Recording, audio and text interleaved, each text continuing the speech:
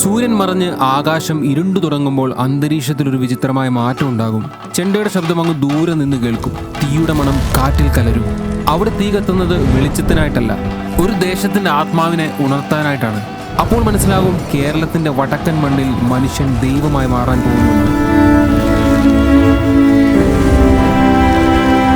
ഞാൻ ആദ്യമായിട്ട് ഇവിടെ എത്തുമ്പോൾ ഇത് കാണുവാനായിട്ടായിരുന്നു വന്നത്. പക്ഷെ 3-ാം തവണയും തിരികെ വരുമ്പോൾ മനസ്സിലായി ഇത് കാണുവാനല്ല, അനുഭവിക്കാനാണ് വീണ്ടും വീണ്ടും എത്തുന്നതെന്ന്. അവിടെ കണ്ടത് ഒരു ആഘോഷമല്ലായിരുന്നു, ഒരു ജനതയുടെ ആത്മാവായിരുന്നു. ആ ആത്മാവിന്റെ പേരാണ് തെയ്യം. ചെണ്ടയുടെ മിടിപ്പിൽ വിറയ്ക്കുന്ന ആ മണ്ണിൽ ഒരു മനുഷ്യൻ ദൈവമാകുന്ന ആ നിമിഷം. ആ മണ്ണിന് തെയ്യം ഒരു കലയല്ല, അതിന്റെ ശ്വാസമാണ്. തീ പാർന്ന ആ മണ്ണിന് ഒരൊറ്റ പേരും, കണ്ണൂർ. ഓരോ തവണ ഇവിടെ വന്നിട്ട് തിരിച്ചു പോകുമ്പോൾ തോന്നും ഇതോടെ മതിയെന്ന്. പക്ഷെ വീണ്ടും വീണ്ടും തിരിച്ചു വിളിക്കുന്ന എന്തോ ഒന്ന് ഇവിടെ ഉണ്ട്.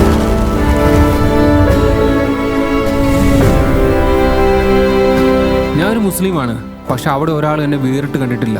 എന്റെ കൈ പിടിച്ച് കൂട്ടത്തിൽ നിർത്തി, ഭക്ഷണം തന്നു, കഥകൾ പറഞ്ഞു തന്നു, സ്വന്തം കുടുംബക്കാരനെ പോലെ ചേർത്ത് പിടിച്ചു. തൊണ്ടച്ചന്റെയും കണ്ടനാർ കേളന്റെയും പുലിയൂർ കണ്ണന്റെയും അനുഗ്രഹമുള്ള നീലിയത്ത് തറവാട്ടിൽ പതിയെ ഞാനും ഒരു അംഗമായി.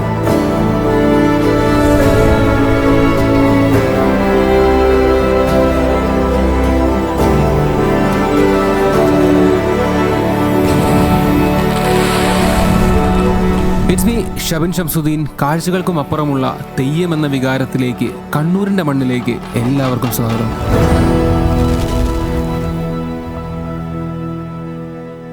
ഇത്തവണത്തെ തെയ്യം കൂടാനായിട്ട് ഞാനും ജീവയും കൊച്ചിയിൽ നിന്ന് കാറൊക്കെ ഓടിച്ച് നേരെ കണ്ണൂരെത്തി കേട്ടോ. കണ്ണൂരെത്തി വഴിയിൽ ഒരു ദിവസം കിടന്ന് ഉറങ്ങിയിട്ട് പിറ്റേ ദിവസം രാവിലെ നമ്മൾ നേരെ നീലിയത്തകത്തൂട്ട് തറവാടിൻ്റെ ഫ്രണ്ടിലെത്തി. എനിക്ക് ഭയങ്കര പേഴ്സണലി അറ്റാച്ച്ഡ് ആയിട്ടുള്ള സ്ഥലമാണ്. ഇതിനു മുമ്പ് 2 പ്രാവശ്യം ഞാൻ അവിടെ വന്നിട്ടുണ്ട്. കഴിഞ്ഞ പ്രാവശ്യം വന്നപ്പോഴും അതിൻ്റെ മുമ്പത്തെ പ്രാവശ്യം വന്നപ്പോഴും ഷൂട്ട് ചെയ്താണ് നിങ്ങൾ കഴിഞ്ഞ തെയ്യത്തിൻ്റെ വീഡിയോ ആയിട്ട് കണ്ടു കേട്ടോ. പക്ഷേ എനിക്കിത് എൻജോയ് ചെയ്യണമെന്ന് ഭയങ്കര ഒരു ആഗ്രഹം. ഞാൻ ആദ്യം വന്നപ്പോൾ ഇതിനെപ്പറ്റി പഠിച്ചു, രണ്ടാമത് വന്നപ്പോൾ ഷൂട്ട് ചെയ്തു, മൂന്നാമത് ഈ പ്രാവശ്യം വന്നേക്കുന്നത് ഇത് ഇവരുടെ കൂട്ടത്തിൽ നിന്ന് ഇവരിലൊരാളായിട്ട് ഈ തെയ്യം ഒന്ന് എക്സ്പീരിയൻസ് ചെയ്യണമെന്നുണ്ട്. അപ്പോൾ അതിൻ്റെ കാഴ്ചകളാണ് മെയിനായിട്ട് കാണിക്കാൻ പോകുന്നത്. ഭയങ്കര ഒരു സിനിമാറ്റിക് സാധനമൊന്നും ആയിരിക്കണമെന്നില്ല, പക്ഷേ എക്സ്പീരിയൻസ് അത് എക്സ്പെക്ട് ചെയ്ത് നിങ്ങൾ കാണാവുള്ളൂ കേട്ടോ. അപ്പം ഇതാണ് നീലിയത്തകത്തൂട്ട് തറവാട്. പതിവ് പോലെ തളിപ്പറമ്പുള്ള സുരാഗിന്റെ വീട്ടിൽ പോയെന്ന് ഫ്രഷ് ആയിട്ട് നീലിയത്ത് തറവാട്ടിലേക്ക് എത്തി. കൂട്ടത്തിൽ ജീവയും സുശാന്തും ഉണ്ടായിരുന്നു. കഴിഞ്ഞ വർഷം നമ്മൾ ചെയ്ത തെയ്യം വീഡിയോ എല്ലാവർക്കും ഇഷ്ടപ്പെട്ടതിന്റെ ഒരു സ്നേഹം നമുക്ക് അവിടെ ചെന്നിറങ്ങിയപ്പോഴേ കിട്ടി കേട്ടോ. അവിടുത്തെ പുതിയ ഒരാളാണ് ഞാനെന്നുള്ള തോന്നൽ എനിക്കും അവർക്കും ഇല്ലായിരുന്നു. 3 ദിവസം നീണ്ടു നിൽക്കുന്ന വയനാട്ടുകുലവൻ ദേവസ്ഥാനത്തെ കളിയാട്ട മഹോത്സവത്തിന്റെ 2-ാം ദിവസമാണ് നമ്മൾ വന്നത്.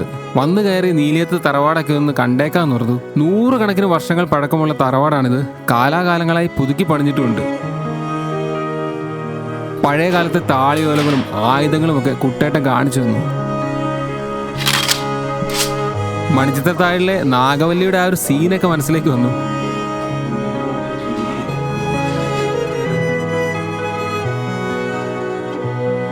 പണ്ട് സ്ത്രീകളെല്ലാം ഇവിടെ നോക്കുമായിരുന്നു അല്ലേ. ഇത്രയും വർഷമായിട്ട് ഇങ്ങനെ മെയിൻറ്റെയിൻ ചെയ്യുന്ന അടിപൊളി കേട്ടോ. പണ്ട് കാലത്ത് ഈ നെല്ല് സൂക്ഷിച്ചിരുന്നേ. ഇത് വലിയ മുറി കേട്ടോ. ഇവിടുന്ന് ഇതുപോലെ അങ്ങോട്ട് വരെ ഉണ്ട്. പേര് പറയടാ. അമർനാഥ്.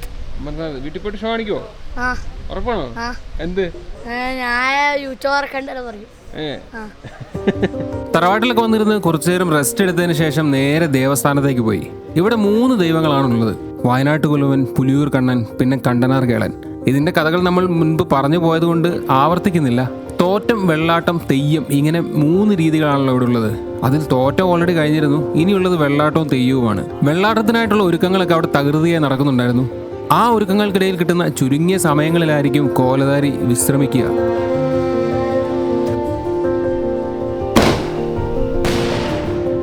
നമ്മളങ്ങനെ കണ്ണൂരിൻ്റെ തെയ്യത്തിൻ്റെ ചൂടറിയാൻ വേണ്ടി പോവുകയാണ്. വന്ന് നമ്മൾ തറവാട്ടിലൊക്കെ പോയി അവിടുത്തെ കാര്യങ്ങളൊക്കെ കഴിഞ്ഞ് ഡ്രസ്സ് മാറിയിട്ട് ഞാനും മിസ്റ്റർ ജീവ ബാലകൃഷ്ണനും കൂടെ മേളത്തെ കാവിലോട്ട് കയറുവാണ്. അതായത് നീലിയത്തകത്തൂട്ട് വയനാട്ടുകുലവൻ ദേവസ്ഥാനം, അങ്ങോട്ടേക്കാണ് പോകുന്നത്. അപ്പോൾ നമുക്കിതൊന്ന് എക്സ്പീരിയൻസ് ചെയ്യാം. പതിവ് പോലെ പുലിയൂർ കണ്ണൻ ദൈവത്തിൻ്റെ വെള്ളാട്ടമാണ് തുടക്കത്തിൽ. ഇവിടെയുള്ള 3 തെയ്യങ്ങളും 3 രീതിയിലാണ് നമ്മൾ നോക്കി കാണേണ്ടത്. കണ്ടനാർ കേളൻ തെയ്യം കുറച്ച് തീയും ആരവങ്ങളും ആവേശവും ഒക്കെ കൂടി നിൽക്കുന്ന രീതിയിലാണ്. എന്നാൽ വയനാട്ടുകുലവൻ തെയ്യം ഭയങ്കര ഭക്തിയും ഇമോഷൻസും പിന്നെ പ്രായമായ ഒരു അച്ഛൻ്റെ വാത്സല്യവും ഒക്കെ നൽകുന്ന ഒന്നാണ്. എന്നാൽ പുലിയൂർ കണ്ണൻ ദൈവം ഒരു ഓമനത്വമുള്ള നിറയെ ബലിതങ്ങളൊക്കെ പറയുന്ന ഒന്നാണ്. കൂടി നിൽക്കുന്നവരെ ഒരു ചങ്ങാതിയെ പോലെയൊക്കെ കണ്ട് കൂട്ടുകൂടുന്ന ഒരാളാണ്. പുലിയൂർ കണ്ണൻ ദൈവത്തിൻ്റെ വെള്ളാട്ടത്തിലൂടെയാണ് മെയിൻ കളിയാട്ട ദിവസത്തെ ചടങ്ങുകൾ തുടങ്ങുന്നത്. അവിടെ കൂടി നിൽക്കുന്നവരുടെ ഇടയിലേക്ക് ഇറങ്ങിച്ചെന്ന് ഫലിതങ്ങളുടെ അകമ്പടിയോടെ പൊട്ടിച്ചിരികളും കൂക്കുവിളികളുമെല്ലാം സമത്തിൽ ചാലിച്ചൊരു പരിപാടി. അവിടെയുള്ള ആരെയും ദൈവം വെറുതെ വിടില്ല.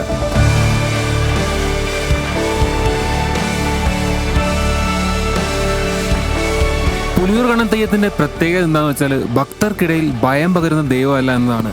ഇവിടെ ദൈവം ചിരിക്കുകയും കളിയാക്കുകയും പിന്നെ ജനങ്ങളോടൊപ്പം ജീവിക്കുകയും ചെയ്യും.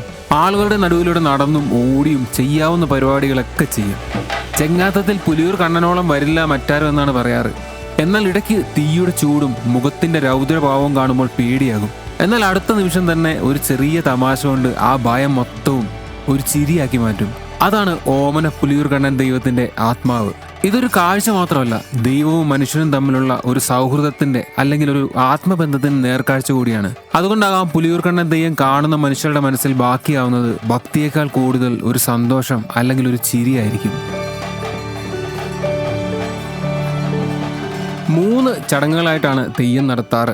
ആദ്യത്തെ ദിവസം തോറ്റം, അതിലെ തോറ്റപ്പാട്ടും വരവിളിയും എല്ലാം ചെയ്ത് ദൈവത്തെ ദേവസ്ഥാനത്തേക്ക് കൊണ്ടുവരും. പിന്നെ പ്രധാന തെയ്യത്തിന്റെ ചടങ്ങുകൾക്ക് സമാനമായിട്ട് എന്നാൽ അത്രയും ഒരുക്കങ്ങളൊന്നുമില്ലാത്ത വെള്ളാട്ടം.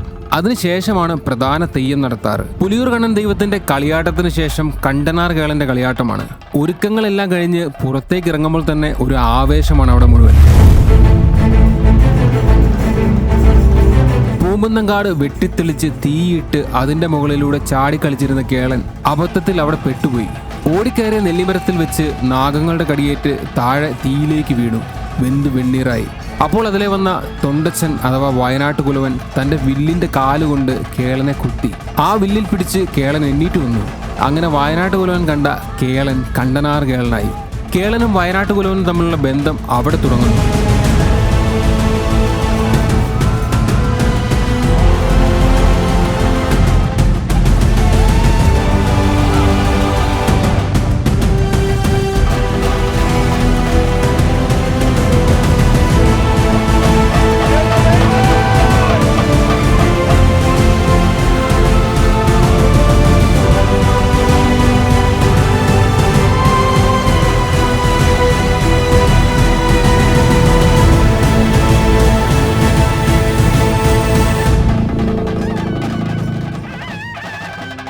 കേളന്റെ വെള്ളാട്ടം കഴിഞ്ഞിട്ട് വയനാട്ടുകുലവന്റെ വെള്ളാട്ടമാണ്.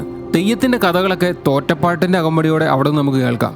വയനാട്ടുകുലവനും പുലിയൂർ കണ്ണനും ചങ്ങാതിമാരായിരുന്നു. അങ്ങനെയാണ് ഈ ദേവസ്ഥാനത്ത് അവർ 3 പേരും പ്രത്യക്ഷപ്പെടുന്നത്.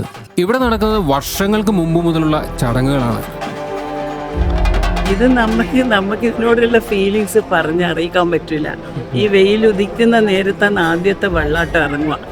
അത് ഇറങ്ങുമ്പോൾ ഈ ചുവപ്പും ഈ മിന്നുന്നതും ഈ ചെണ്ടയും ഇതെല്ലാം കൂടി കേൾക്കുമ്പം നമ്മൾ കരയും. ഭക്തി കൊണ്ട് നമ്മളെ കണ്ണ് നിറയും കാണുമ്പം. ഏത് രാജ്യത്താണെങ്കിലും അവരവരുടെ രീതിയിൽ ദൈവത്തിനെ ഇൻവോക്ക് ചെയ്യാൻ പല പല രീതികളുമുണ്ട്.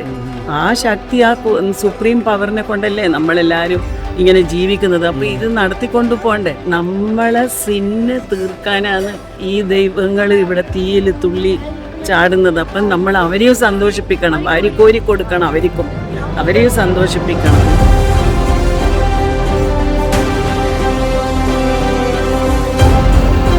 ആ ചുവന്ന മുഖത്തിനുള്ളിൽ ഒരു ദൈവം മാത്രമല്ല, ഒരു ജനതയുടെ ആത്മാവുണ്ട്. കാടിനോട് പൊരുതിയ മനുഷ്യരുടെ കഥ, വിശപ്പിനോടും ഭയത്തോടും പടവെട്ടിയ തലമുറകളുടെ ഓർമ്മ, മഴയുടെയും ഇരുട്ടിന്റെയും വന്യജീവികളുടെ നടുവിൽ ജീവൻ കാത്ത ജീവനുകളുടെ പ്രതീകം. അതാണ് വയനാട്ടുകുലവൻ.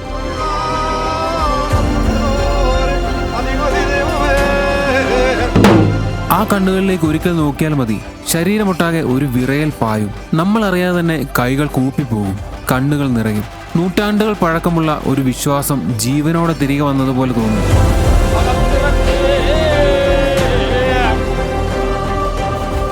ശിവന്റെ ശാപമേറ്റ് കാഴ്ചകളൊക്കെ നഷ്ടപ്പെട്ട് പിന്നീട് ശിവനാൽ തന്നെ അനുഗ്രഹിക്കപ്പെട്ട് വയനാട്ടിലെത്തിയ കുലവന് കൂട്ടായിട്ട് തന്റെ പൊയ്ക്കണ്ണും മുളഞ്ചൂട്ടും മുളയമ്പും വില്ലും പിന്നെ കൂട്ടത്തിൽ തന്റെ ദിവ്യത്വവും നായാട്ടിലുള്ള പ്രാഗൽഭ്യവുമായിരുന്നു ഉണ്ടായിരുന്നത്. വയനാട്ടിൽ അന്യനായി എത്തിയ ആരാലും അംഗീകരിക്കപ്പെടാതിരുന്ന കുലവൻ കോലോത്തുരി മന്നന്റെ മുന്നിൽ വിസ്മയം തീർത്താണ് ധീരനായ വയനാട്ട് കുലവനായത്. അതുകൊണ്ട് തന്നെ നായാട്ടുവീരനായ വയനാട്ട് കുലവൻ തങ്ങളുടെ ഏതു പ്രതിസന്ധിയിലും കൂടെ ഉണ്ടാവും എന്നുള്ളതാണ് ഇവരുടെ വിശ്വാസം. 3 തെയ്യങ്ങളുടെയും വെള്ളാട്ടം കഴിയുമ്പോൾ പിന്നെ അവിടെ ചെറിയൊരു ഇടവേളയാണ്. തെയ്യം കിട്ടുന്ന കോലധാരികൾക്ക് അടുത്ത അണിയലിലേക്കുള്ള ഒരു സമയം, അവരുടെ വിശ്രമ സമയവും അതുതന്നെയാണ്. ഞങ്ങളവിടെ കുറച്ചു നേരം വർത്താനമൊക്കെ പറഞ്ഞ് നടന്ന് പിന്നീട് പോയി ഫുഡൊക്കെ കഴിച്ചിട്ട് ചെറുതായിട്ടൊന്ന് കിടന്നുറങ്ങി തെയ്യത്തിന് വേണ്ടി തയ്യാറെടുത്തു. നീലിയത്തകത്തൂട്ട് തറവാടിൻ്റെ വരാന്തയിൽ കിടന്നൊരു പവർനാപ്പ് എടുത്തിട്ട് ഞങ്ങളത് തെയ്യം കൂടാൻ വേണ്ടി കയറുവാണ്. സുശാന്ത് കയറാം.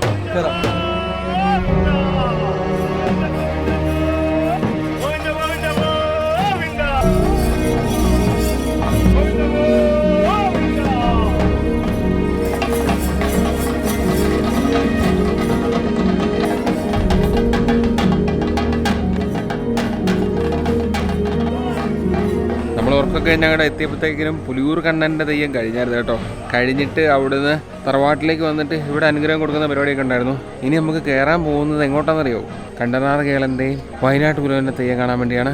ഫുള്ള് മറ്റേ മേലേരിയൊക്കെ കൂട്ടി തീയും ചൂടും എല്ലാം കൂടെ അവിടെ കൂട്ടിയിട്ടിട്ടുണ്ട്. അപ്പോൾ അതിനിടയ്ക്കോട്ട് നമ്മൾ ഇന്ന് കയറാൻ പോകട്ടോ. തെയ്യത്തിൻ്റെ സമയമാകുമ്പോൾ ആളുകളോട് തടിച്ചുകൂടും. തുടക്കത്തിൽ പുലിയൂർ കണ്ണൻ തെയ്യമാണ് നടക്കുന്നത്. വെള്ളാട്ടത്തേക്കാൾ അണിയലുകളിൽ കാര്യമായ മാറ്റമുണ്ട് തെയ്യത്തിന്. മുടിയുടെയും മുഖത്തെഴുത്തിൻ്റെയും ഒക്കെ രൂപവും ഭാവവും മാറും. ബലിതപ്രിയനായ പുലിയൂർ കണ്ണൻ തെയ്യത്തിന് ശേഷം അവിടെ മൊത്തത്തിൽ ഒരു ചേഞ്ചാണ്. ആകാംക്ഷയുടെയും ആവേശത്തിൻ്റെയും തീ പാറും. ഇനി വരാൻ പോകുന്നത് വയനാട്ട് കുലവൻ ജീവിതത്തിലേക്ക് തിരിച്ചു കൊണ്ടുവന്ന ധീരനും വീരനുമായ കണ്ടനാർ കേളൻ തെയ്യമാണ്. അണിയറയിൽ ഇരിക്കുമ്പോൾ കേളൻ ശാന്തനാണ്. എങ്കിലും ചെണ്ടമേളത്തിൻ്റെ അകമ്പടിയിൽ അദ്ദേഹത്തിൻ്റെ ശരീരത്തിൽ ആരെയും അതിശയിപ്പിക്കുന്ന ഒരു തേജസ് ഉടലെടുക്കും. കൈകളും കാലുകളും ഒക്കെ വിറയ്ക്കും. തിരുമുടി തലയിൽ വെക്കുമ്പോൾ ചക്കിയമ്മയുടെ വളർത്തുപുത്രനായ കേളൻ കണ്ടനാർ കേളനായി മാറും. പിന്നെ അവിടെ നടക്കുന്നത് അത് അനുഭവിച്ച് തന്നെ അറിയണം. കേളൻ തൊടുത്തുവിട്ട ആ ആവേശത്തിൻ്റെ അമ്പ് അവിടെ കൂടി നിൽക്കുന്നവരുടെ എല്ലാം നെഞ്ചിലേക്ക് തുളച്ചു കയറും. പിന്നെ തീ പാർന്ന പോരാട്ടത്തിനാണ് ആ ദേവസ്ഥാനം സാക്ഷ്യം വഹിക്കുക.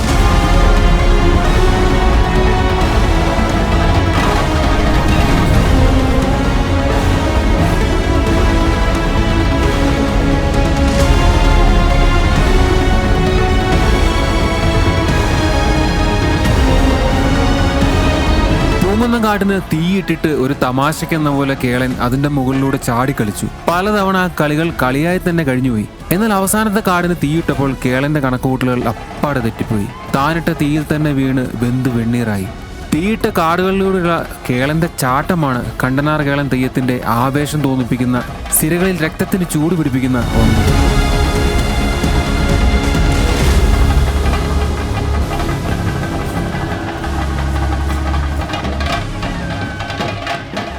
വീണ്ടുപോളം ഇവിടെ തുല്ലസിച്ചതിന് ശേഷം നടുവിൽ നിന്നും 4 ഭാഗത്ത് തീയും കൊടുത്തു പോരേ.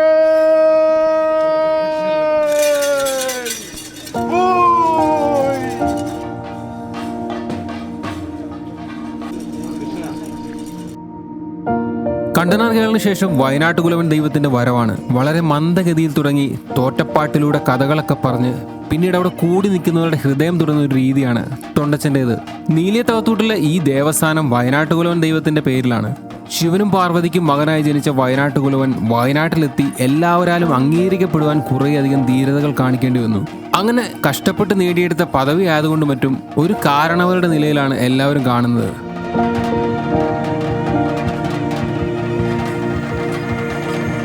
മൂന്ന് തെയ്യങ്ങളും അവയുടെ ചടങ്ങുകളും കഴിയുമ്പോൾ നേരം വെളുക്കും. തങ്ങളുടേതായ കർമ്മങ്ങളെല്ലാം കഴിഞ്ഞിട്ട് പുലിയൂർ കണ്ണൻ ദൈവവും കണ്ടനാർ കേളൻ ദൈവവും യാത്രയാവും. ഇനി അവിടെ തൊണ്ടച്ചൻ മാത്രമാവും ഉണ്ടാവുക. ദേവസ്ഥാനത്ത് കുറേ അധികം ചടങ്ങുകളുണ്ട്.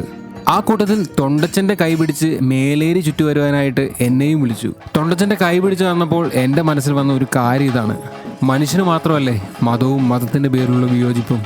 ദൈവങ്ങൾക്ക് എന്തു മതം? അവരുടെ മതം മനുഷ്യത്വമാണ്, നന്മയാണ്.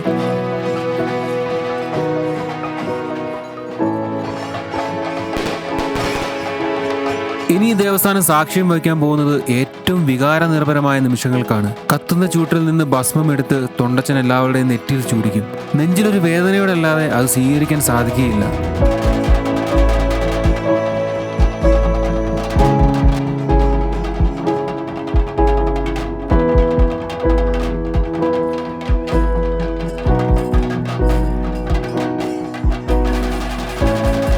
പിന്നീട് 3 ദൈവങ്ങൾ കൂടി ഒരുമിച്ച് വരുന്ന ഒരു സമയമുണ്ട്.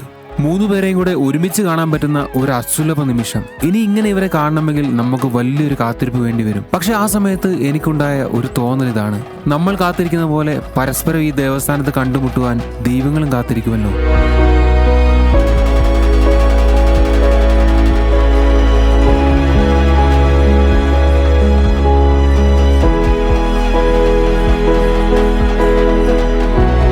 ഇനി പോകുന്നതിന് മുമ്പ് നമ്മളെ കേട്ടിട്ട് അനുഗ്രഹം തന്നിട്ടേ ദൈവങ്ങൾ പോവുകയുള്ളൂ.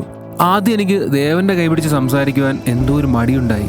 പിന്നെ ഞാൻ പറഞ്ഞല്ലേ, ഞാനും മനസ്സുകൊണ്ട് നീലിയത്തെ ഒരു അംഗമായി. അതുകൊണ്ട് ഇത്തവണ ആ ഒരു അധികാരം കിട്ടിയ പോലെ ഞാൻ ദേവന്റെ കൈകളിൽ തൊട്ടു. വിശ്വാസം മനസ്സിനകത്തുണ്ടാവട്ടെ.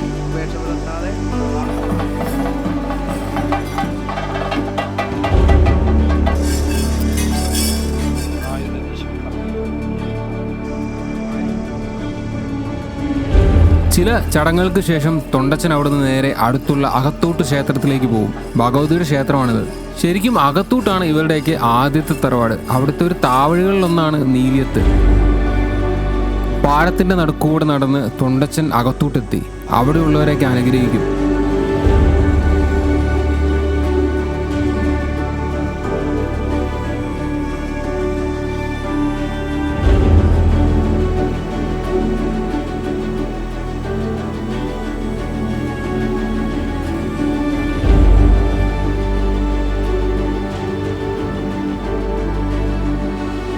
തിരിച്ചും ആ പാടവരമ്പത്തൂടെ വരും. എന്നിട്ട് തറവാട്ട് കുളത്തിൽ വന്ന് ചില ചടങ്ങുകൾക്ക് ശേഷം നേരെ നീലിയത്ത് തറവാട്ടിലെത്തും. തറവാട്ടിൽ തിരിച്ചെത്തിയ തൊണ്ടച്ചൻ അവിടെയുള്ളവരുടെ വിഷമങ്ങളും മറ്റും കേൾക്കും, അനുഗ്രഹിക്കും, സമാധാനിപ്പിക്കും. ആ ഒരു സമയമാകുമ്പോൾ എല്ലാവരുടെയും മനസ്സിലൊരു സങ്കടം ഉടലെടുക്കും. വേറെ ഒന്നുമല്ല, അവരുടെ എല്ലാമായ തൊണ്ടച്ചൻ യാത്രയാവാൻ ഇനി അധിക സമയമില്ല.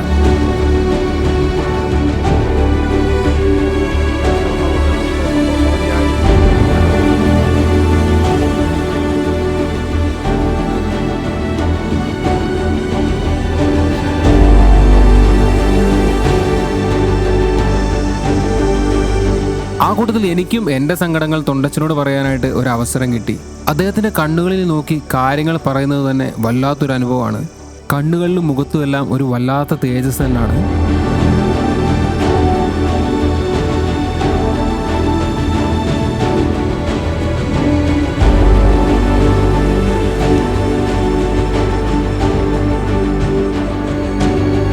അവിടെയുള്ളവരെല്ലാം ക്ഷമയോടെ കേട്ടിട്ട് തൊണ്ടച്ചൻ തിരിച്ച് ദേവസ്ഥാനത്തെത്തും.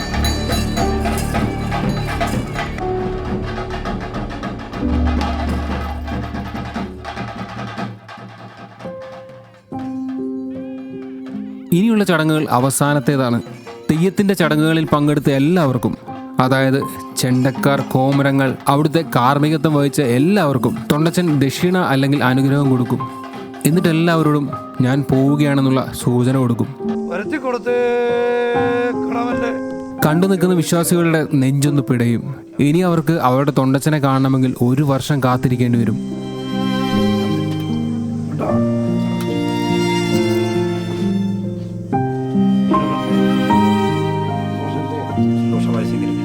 തിരുമുടി തലയിൽ നിന്ന് ഊരുമ്പോൾ ദൈവം ആ ശരീരത്തിൽ നിന്ന് യാത്രയാകുമെന്നാണ് വിശ്വാസം.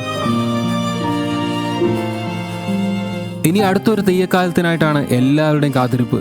ലോകത്തിൻ്റെ ഏത് കോളിലാണെങ്കിലും ആ സമയമാകുമ്പോൾ എല്ലാവരും ഇവിടെ എത്തും, അല്ലെങ്കിൽ എത്തിക്കും. 3ാം തവണ ഞാനും എത്തിയില്ലേ, അതുപോലെയാവും.